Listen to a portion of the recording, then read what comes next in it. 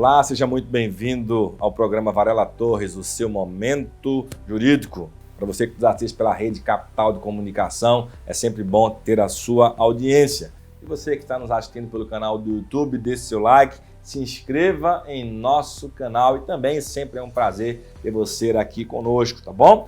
Vamos conversar a respeito de um tema, aí da lei que trata a respeito dos aspectos gerais aí dos distratos, Essa lei que foi aí sancionada pelo então presidente Michel Temer no finalzinho do ano 2019. E hoje temos um convidado que está voltando ao nosso programa, que é o Dr. Jarbas Moreira Júnior. Ele que é especialista aí em direito imobiliário. Dr. Jarbas, é sempre um prazer ter você aqui conosco. Está voltando ao nosso programa. Agradeço aí o convite, ou melhor, por ter aceitado o nosso convite. Muito obrigado, doutor Flávio. Eu fico muito satisfeito em voltar ao programa. Bom demais. Temos aqui algumas perguntas dos nossos telespectadores, E eu quero trazer para você para que a gente possa sanar as dúvidas desse pessoal aí tão especial que nos assiste, tá? A lei dos distratos pôs fim aos conflitos existentes entre os consumidores e os empreendedores? Olha, doutor Flávio, infelizmente não. Mas ela foi um divisor de águas nesse conflito que existia entre uma massa gigantesca de consumidores e os empreendedores, e as relações de compra e venda de imóveis, tanto na planta quanto já prontos e loteamentos. Então, ela veio para poder organizar o que já existia? Era o quê? Entendimentos simulados? Como é que a gente pode associar esse antes e o depois? Na verdade, existia um vazio muito grande no quesito de lei, porque o que era utilizado como parâmetro de fundamentação de decisões e sentenças a respeito dos contratos de promessa de compra e venda, principalmente no âmbito das rescisórias, ficava restrito às disposições do Código de Defesa do Consumidor e o Código Civil. Então, a lei positivou tudo aquilo que era objeto já de decisão meio unânime nos tribunais do país. Pegou o histórico que tinha de decisões a respeito desse tema de distratos nessa área imobiliária e foi criada essa lei dos distratos, vulgarmente, chamada lei dos distratos, Exatamente. Inclusive tem muito operador do direito da área imobiliária que prefere que não chame lei dos distratos, mas ela acabou ficando com essa denominação. Um ponto que se bate muito, que se questiona como ponto principal dessa lei, é que ela agora trouxe legitimidade para que o empreendedor ele possa reter aí de 25% a 50% no momento da rescisão aí de um contrato. Isso é verdade? Como é que está isso aí?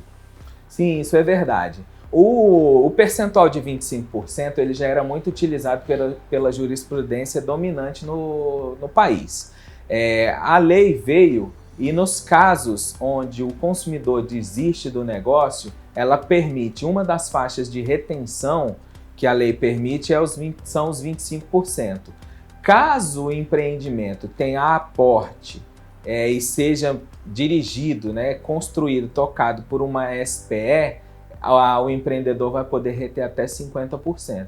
Então é interessante o consumidor, antes de fazer a aquisição do imóvel, estudar a viabilidade financeira dele para que no futuro não venha ser necessário pedir rescisão e eventualmente perder uma parcela muito grande do que pagou, para não ficar com prejuízo. Quem define essa perda de 25% ou 50%? É empreendedor? Isso pode ser discutido aí em contrato? Como é que funciona? Você consegue trazer para a gente isso? Olha, em tese a lei traz esse percentual máximo que é o de 25%.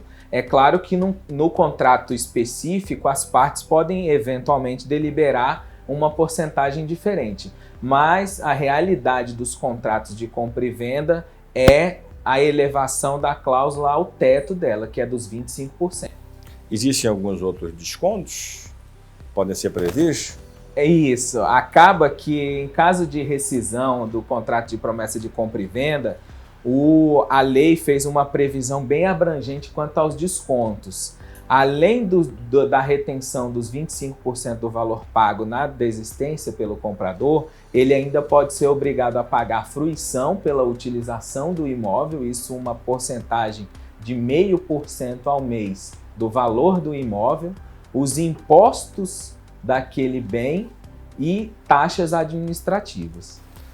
Falou aí o que é fruição, né? O que vem a ser a fruição? Vamos explicar aí para o nosso telespectador, porque para a gente do direito às vezes é fácil entender esse momento da fruição, né? Mas a gente consegue detalhar para eles o que vem a ser essa fruição?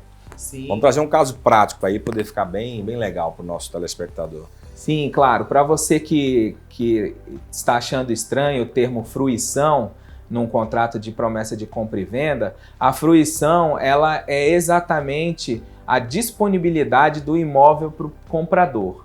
Então, quando você adquirir um imóvel já pronto, a partir do momento que o empreendedor entrega as chaves, ele já começa a contar a fruição. Então, no momento lá na frente, daqui a um ano, se você vier a pedir a rescisão desse contrato, você vai ter que arcar com 12 meses de fruição e fica bem pesado porque vai ser 0,5% do valor de venda do imóvel. Às vezes vai ultrapassar até o valor de que seria um aluguel de um imóvel equivalente. Em rápidas palavras, entregou a chave, começa a contar aí a fruição da posse desse imóvel, é isso? Exatamente, salvo nos casos onde a posse não é recebida pelo comprador por uma atitude negativa dele. Se o imóvel ficar pronto e a chave estiver disponível aliada ao habite-se, o comprador, em tese, é obrigado a receber a posse, porque a partir desse momento ele já vai ter disponível a ele o imóvel. Mesmo que ele não exerça a posse, a fruição vai computar em caso de rescisão desse contrato. Muito bom. Temos uma pergunta aqui que diz assim, ó, como é tratada a corretagem? Ela pode ser repassada ao comprador-consumidor? Sim, esse era um tema de muita controvérsia nas ações judiciais, que era a validade ou não da transferência do ônus do pagamento da corretagem ao consumidor. Nós tínhamos já um recurso repetitivo julgado pelo STJ que indicava que se a corretagem tivesse sido devidamente informada ao consumidor, a cobrança dela era válida. A lei veio e positivou isso.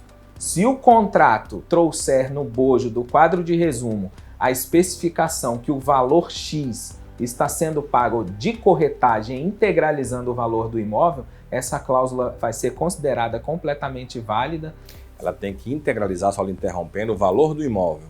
Ela não é um valor extra ou valor do imóvel? Não, é um valor integralizado ao imóvel. Então, destaque isso daí para que o nosso telespectador ele venha saber que se caso aconteça isso, tá legal, mas tem que integralizar o valor total que foi ali acertado do imóvel, não é isso? Exatamente. Exemplo prático, você vai adquirir um imóvel de R$200 mil e a corretagem é de 5%. Você vai pagar, no seu contrato, tem que ter a cláusula especificando o valor da corretagem, que nesse caso vai ser 10 mil, e que ele integra o valor do bem e que você está pagando pela corretagem. Neste caso, se você no futuro quiser a rescisão desse contrato, esse valor você não consegue receber de volta. Entendi. Tá bom, então se eu quiser lá pedir a rescisão do contrato, eu vou ter que indenizar ali o empreendedor, 25%, 50%, o percentual da fruição de 5%, outras taxas que possam acontecer. Mas tá bom, até nesse momento aí o empreendedor está trabalhando direitinho dentro do prazo do cronograma ali. Mas se existe um atraso na obra, esse empreendedor também ele vai ter que indenizar o consumidor comprador? Sim, a lei, quando você faz uma leitura inicial, ou até mesmo respondendo às suas perguntas, fica parecendo que ela deu escudo apenas ao empreendedor. Mas, na verdade, em alguns aspectos, ela pensou muito no comprador. Uma das situações é o atraso da obra. Já havia entendimento que as obras poderiam ser atrasadas até 180 dias em casos específicos, casos que fujam à vontade do empreendedor. A lei veio e positivou isso também. Até 180 dias de atraso da obra, não há nenhuma penalidade ao empreendedor. Mas caso ele ultrapasse esses 180 dias e o comprador queira desistir do negócio com medo da viabilidade daquele empreendimento, ele pode desistir do negócio, receber a integralidade dos valores pagos e ainda, eventualmente, uma indenização pela não utilização daquele imóvel.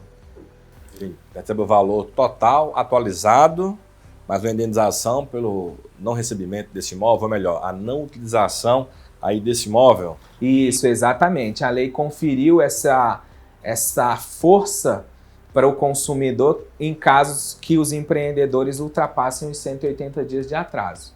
Ele vai ser indenizado pelo valor que ele pagou corrigido e, dependendo do caso concreto, a indenização pela não utilização do imóvel. Os 0,5% que tem da fruição também podemos reverter isso em prol do comprador. Passou 12 meses, ele está sem receber. Também caberia para ele o mesmo 0,5% ou não? Isso, exatamente. A intenção, caso haja necessidade de judicializar um atraso de obra, é que o advogado utilize o argumento dessa utilização do 0,5% de fruição em prol do comprador. Serve para um lado, serve para o outro também, né, gente? A lei tem que ser aí benéfica a ambos os lados, né? Outra pergunta aqui, ó. Há algo particular que foi inserido pela lei dos distratos nas relações de compra e venda?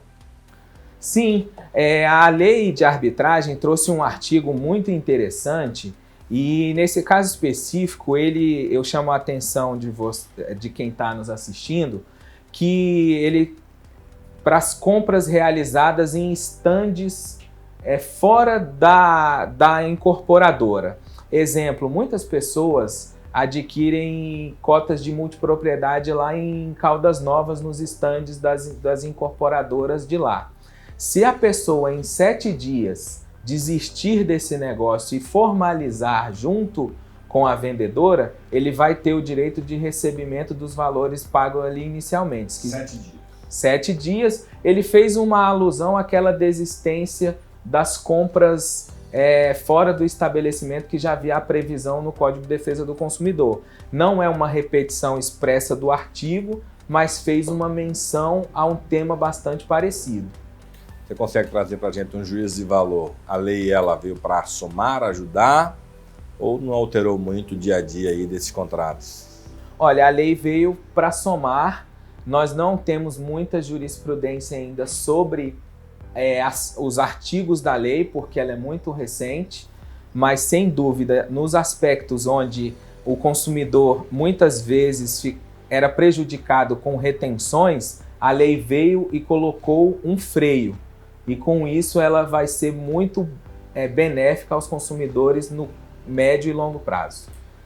Bom demais. Gente, estamos falando aqui a respeito do tema aspectos gerais da lei dos distratos, né? Aquela lei que muita gente fala que foi sancionada no calar da noite, né? Pelo ex-presidente Michel Temer, mas que de fato veio colocar aí ordem, né, na casa, no que se refere a esse tema aí dos contratos aí imobiliários. Doutor Jarbas, nosso tempo está chegando ao fim. Quero lhe agradecer aí a participação em nosso programa mais uma vez. Espero que volte outras vezes também. Foi muito bom tê-lo aqui conosco.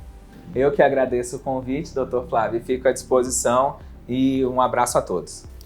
E mande suas dúvidas para a gente, tá certo? Tem dúvidas, manda para a gente aí as suas perguntas, que a gente vai ter o prazer de poder respondê-lo, tá bom? Deus te abençoe e até a próxima.